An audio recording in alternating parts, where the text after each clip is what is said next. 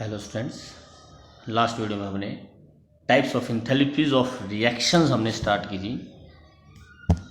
ये started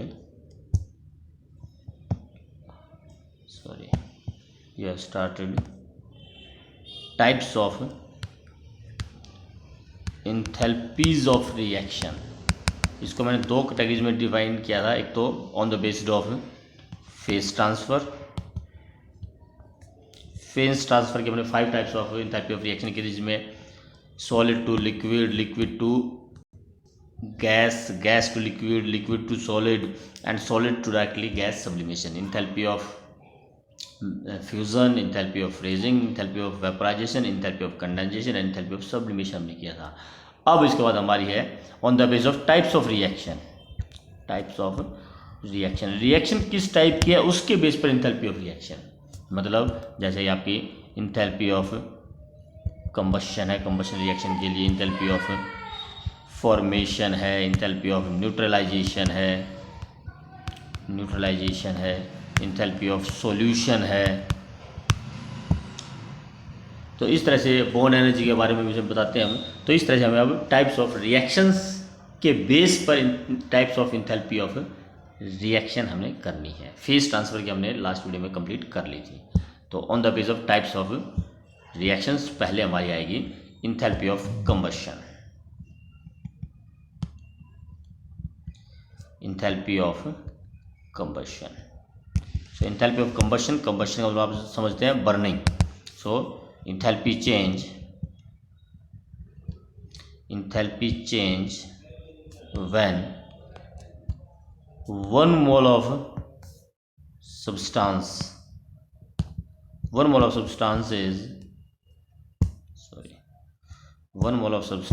is completely burned in presence of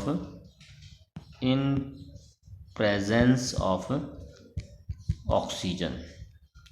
When 1 mole of substance is completely burned in presence of oxygen to form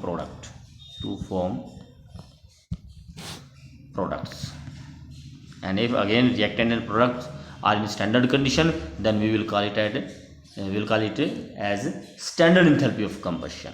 तो जब 1 मोल substance completely burn होता है तो उसमें जो एनर्जी रिलीज होती है, अब यहाँ पर ध्यान रखना, कंबशन बोले तो हम एनर्जी रिलीज ही होगी, तो ये जो इंथैल्पी ऑफ कंबशन है हमारी एक्सोथर्मिक रिएक्शन ही होती है। तो when 1 mole of carbon is burn it produce CO2, enthalpy of combustion is -393.5 kilojoule. या when 1 mole of hydrogen plus oxygen, when 1 mole of hydrogen burns in presence of oxygen to produce water, when 1 mole of hydrogen burns in presence of oxygen to produce water, it is called enthalpy of combustion of hydrogen, whereas this was enthalpy of combustion of carbon, और ये आपकी enthalpy of combustion of hydrogen होगी and value is -286 kilojoule. तो इस तरह से when 1 mole of substance, अब 1 mole of substance कोई भी हो आपका, खासकर जो ऑर्गेनिक कंपाउंड है, if it is methane, the product will be whenever burned, any organic compound whenever burned it produce CO2 and water, और उसमें जो भी इंथैल्पी चेंज होगा वो उसका इंथैल्पी ऑफ कंबशन कहलाएगा, जो भी एनर्जी चेंज होगा। अब यहाँ पर ध्यान रखना, रिएक्शंस आपको लिखनी पड़ती हैं। इंथैल्पी ऑफ कंबशन आपको दे दी जाती है, रिएक्शन आपको लिखनी है। तो ऑर्गेनिक कंपाउंड कोई भी हो, whenever burned produce CO2 and water, उसमें आपको बैलेंस करना है। कार्बन 1 है तो 1 CO2, हाइड्रोजन 4 है तो यहाँ पर 2 वाटर। ना oxygen 2 + 2 4 oxygen, so it will be 2O2। ये इसकी जगह अगर आपका इथेन है C2H6, then in presence of oxygen it will produce 2 carbon means 2 CO2, 6 hydrogen मतलब 3 वाटर। ना ऑक्सीजन 4 और 3 7, सो इट विल बी 7/2। ये ध्यान रखना, हमें यहाँ पर 1 मोल ही लेना है। इस फ्रैक्शंस को रिमूव करने के लिए हम इक्वेशन को 2 से मल्टीप्लाई नहीं करेंगे, क्योंकि यहाँ जो हमें इंथैल्पी ऑफ कंबशन दिखानी है तो 1 मोल इथेन ही होना चाहिए। This is enthalpy of combustion of ethane. Ethanol अगर है C2H5OH whenever burn in presence of oxygen it will produce 2 CO2, again 5 and 1 6 hydrogen, so 3 water, oxygen 4 और 3 7 में जब आपकी एक oxygen is present in ethanol, so 6 hydrogen means 3 O2, 6 oxygen sorry 3 O2 you will take in the reaction, और जो यहाँ पर enthalpy change होगा वो इसकी इंथैल्पी ऑफ कंबशन कहलाएगी। अगर कहीं सल्फर वगैरह है तो that will produce SO2, otherwise आपके कार्बन हाइड्रोजन ऑक्सीजन अगर रिएक्टेंट में है तो आपके इंथैल्पी ऑफ कंबशन जो होगी, जो रिएक्शन होगी उसमें CO2 और वाटर ही प्रोड्यूस होंगे। तो enthalpy change when 1 mole of substance, कोई भी substance when burns completely in presence of oxygen, excess of oxygen, oxygen की कोई लिमिटेशन वहां पर नहीं होती है। So enthalpy change when 1 mole of solid change into when 1 mole of substance is completely burned into products, then enthalpy change is called enthalpy of combustion। significance of enthalpy of combustion अगर हम बात करें significance, तो it helps in calculating the enthalpy of reaction। enthalpy of reaction will be equal to summation of enthalpy of combustion of reactant minus summation of enthalpy of combustion of product, enthalpy of combustion of reactant minus products, that gives the enthalpy of reaction, that gives us enthalpy of reaction।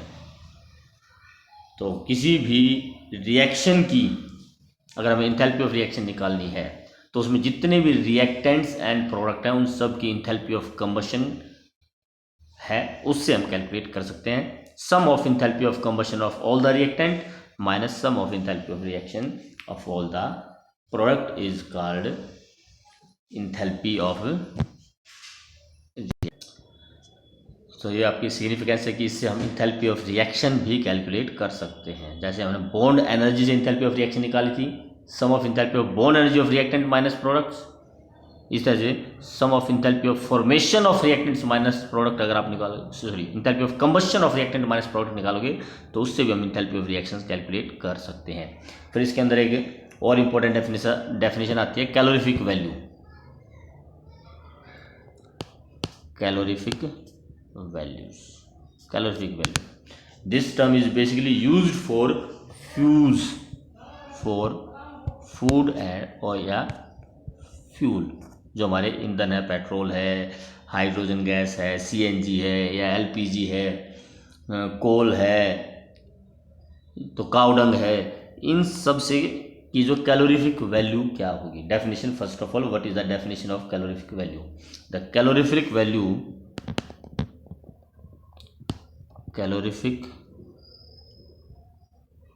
Value of A food या fuel, food और fuel is amount of heat produced in calories or maybe in joule, amount of heat produced in calories or joule from complete combustion of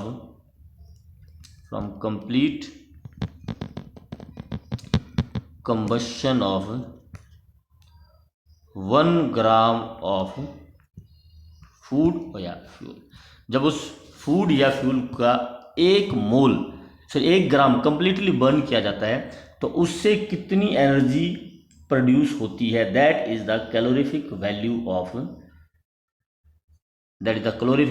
that food और या fuel. For example suppose आपकी एक reaction है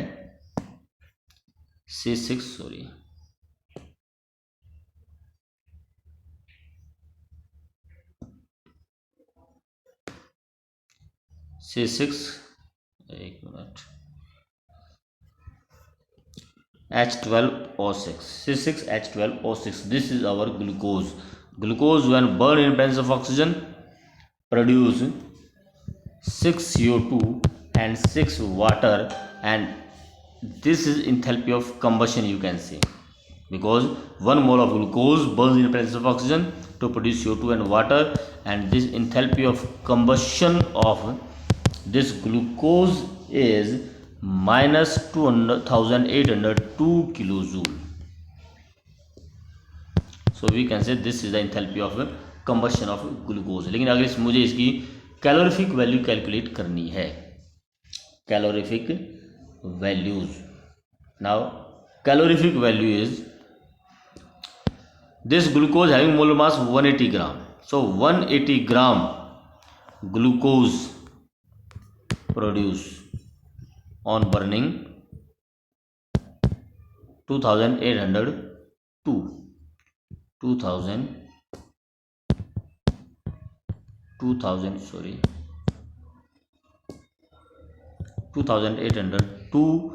kilojoule energy. तो 1 gram से कितनी energy produce होगी, that is the calorific value of glucose which comes to be 15.56 kilojule. So this is the calorific value of glucose, means when 1 gram of glucose is burned in our body, it produces 15.56 kilojoule energy, which is the calorific value. So heat of combustion is enthalpy change when 1 mole of substance is completely burned in presence of oxygen. And in the same top, under the same heading, we calculate the calorific value of a food or fuel. The second enthalpy of formation. Enthalpy of formation, also represented as delta FH, means enthalpy of formation. So enthalpy change या heat change when 1 mole of substance is formed from its constituent elements is called enthalpy of formation.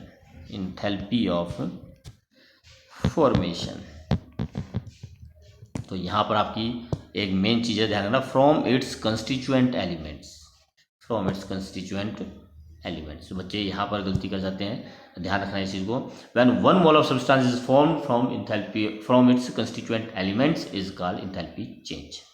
Suppose कीजिए हम बात करते हैं enthalpy of formation of ethanol C2H5OH, enthalpy of formation of ethanol. तो यहाँ पर ध्यान रखना है कि हमारा फॉर्मेशन किसकी है, इथेनॉल की. तो जो रिएक्शन होगी, इसमें रिएक्शन कैसे लिखी जाएगी मैं वो आपको बता रहा हूँ कि बनना इसमें क्या है, हमारा इसमें जो प्रोडक्ट है वो इथेनॉल होना चाहिए, और वो भी सिर्फ और सिर्फ 1 mole. The product should be ethanol, जो रिएक्शन होगी, and that will be 1 mole. और किससे बनेगा, फ्रॉम इट्स कंस्टिट्यूएंट एलिमेंट्स. तो इसमें एलिमेंट्स कौन से हैं, इसमें एलिमेंट्स हैं कार्बन, इसमें एलिमेंट है हाइड्रोजन, और इसमें एलिमेंट है ऑक्सीजन. तो ऑक्सीजन एक, अब क्योंकि ऑक्सीजन हमारी गैस है, डायटोमिक स्टेट में होता है, O2 लिखेंगे तो हमें एक ऑक्सीजन चाहिए, तो half O2. Hydrogen 6, so it will be 6 hydrogen and 2 carbon. So this is the reaction for enthalpy of formation, and enthalpy change during this reaction will be called enthalpy of formation of ethanol. इसमें जो enthalpy change होगा वो enthalpy of formation of ethanol कहलाएगा. पीछे हमने reaction की थी, अब सपोज को हम करते हैं enthalpy of formation of water. तो water should be formed and that will be from hydrogen plus half oxygen. So enthalpy of formation of water. इसमें दो बातें आती हैं, ध्यान रखना. इसमें जो enthalpy change होगा वो enthalpy of formation of water भी होगा, और enthalpy of combustion of oxygen, enthalpy of combustion of oxygen hydrogen भी होगा. Enthalpy of combustion of hydrogen burns in presence of oxygen to produce water. तो enthalpy of combustion भी है, and also it is formation of water from its elements. So ये enthalpy of formation भी है. दोनों ये डेफिनेशन होगी. इस तरह से carbon plus oxygen produce CO2. तो CO2 is produced from its constituent element, so it is also enthalpy of formation of carbon dioxide, and it is also also enthalpy of combustion of carbon, carbon की combustion है और CO2 की formation है। लेकिन यहाँ एक बात ध्यान रखना, किसी भी चीज़ की आप एंथैल्पी ऑफ फॉर्मेशन की रिएक्शन लिखते हैं तो formation must be from its constituent element. अगर हम बात करते हैं enthalpy of formation of benzene C6H6, so it will B 6 carbon plus 3 hydrogen, सिर्फ और सिर्फ एलिमेंट ही होने चाहिए। अगर हम CH4 plus oxygen produce CO2 and water, अगर हम ये रिएक्शन करते हैं और इसमें अगर हम कहें कि इंथैल्पी ऑफ जो भी चेंज इंथैल्पी ऑफ रिएक्शन होगी इसमें जो इंथैल्पी ऑफ रिएक्शन होगी वो enthalpy of formation of CO2 होगी, तो वो हमारा कहना गलत होगा। दिस रिएक्शन या this enthalpy change is not the enthalpy of formation of CO2, क्योंकि इसमें CO2 अपने एलिमेंट से नहीं बन रही है, ये तो मीथेन से प्रोड्यूस हो रही है। जब अपने एलिमेंट से बनती है तब उसको इंथैल्पी चेंज होगी, वो हम इंथैल्पी ऑफ फॉर्मेशन कहेंगे। Enthalpy change during enthalpy change when 1 mole of substance is formed from its constituent element is called enthalpy of formation। ये आप enthalpy of combustion इसमें आप बोल सकते हैं, but not enthalpy of formation of CO2। enthalpy of combustion of methane है which burns in the presence of oxygen to produce CO2 and water। enthalpy of combustion है methane की, enthalpy of combustion of methane, but not enthalpy of formation of CO2 या enthalpy of formation of water।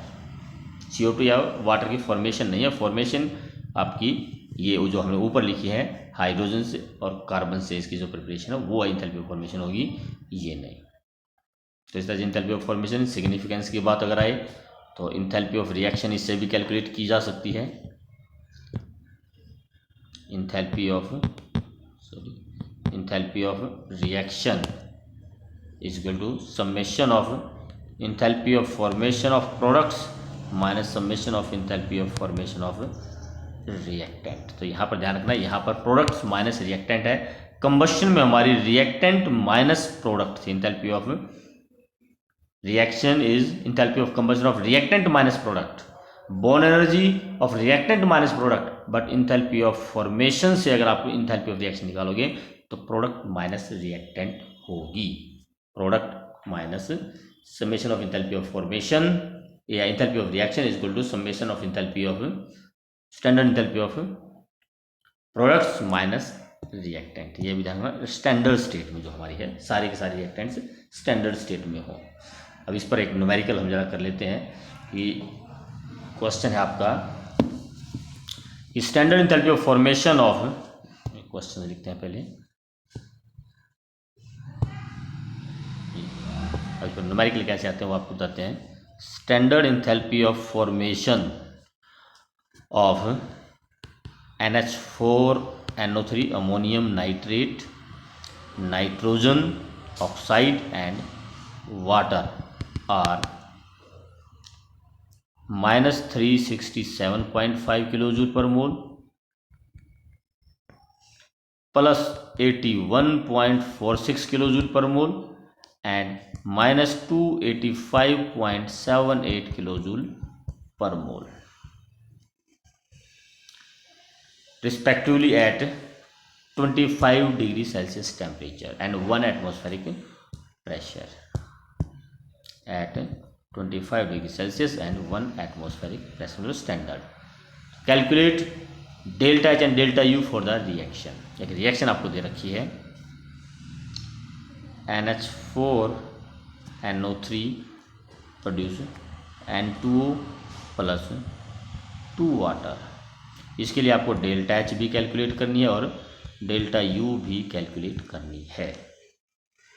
तो पहले तो delta H for this reaction, enthalpy of this reaction will B, इसलिए आपको delta H calculate करनी है। पहले तो हम ये लेंगे, तो enthalpy of reaction will be, enthalpy of reaction delta H will be equal to summation of enthalpy of formation of products minus summation of enthalpy of formation of reactant. तो products में हमारे हैं इसमें N2O plus 2 water means enthalpy of formation of N2O plus 2 into enthalpy of formation of water minus enthalpy of formation of ammonium nitrate. ये आपकी enthalpies आएंगी, तो ये आपका हो जाएगा। So enthalpy of formation of this is reactants and these are products. तो enthalpy of formation of N2O की इंथैल्पी ऑफ फॉर्मेशन हमें दे रखी थी, ये पीछे देख लेते हैं ज़रा।